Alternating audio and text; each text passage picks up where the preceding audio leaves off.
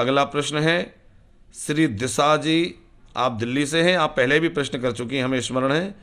माता पार्वती जी को जब भोलेनाथ कथा सुना रहे थे तो उनको नींद क्यों आ गई?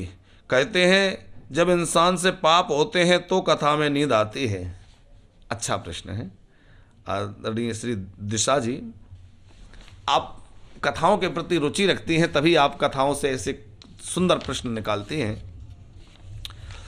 भगवान शिव ने अमर कथा अमरनाथ की गुफा में जाकर के सुनाई और भगवती पार्वती बड़े ध्यानपूर्वक कथा सुन रही हैं। यह जो कहा जाता है कि माता पार्वती की निद्रा लग गई, यह बात भ्रम मूलक है, यह शास्त्र की बात नहीं है। वरण पार्वती जी कथा सुनते सुनते ध्यानस्थ हो गई और उनकी समाधि लग गई।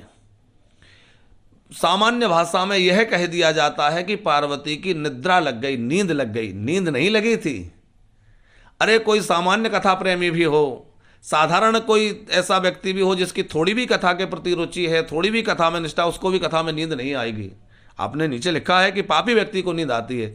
तो पार्वती जैसी महान पतिव्रता, महान देवी, जगन माता भगवती पार्वती हैं, उनसे ऐसी संभावना है ही नहीं। फिर उनको निद्रा कैसे संभव है? निद्रा तमोगुण के द्वारा आती है और तमोगुण वहां प्रवेश नहीं कर सकता, क्योंकि भगवती त्रिगुणातीत हैं।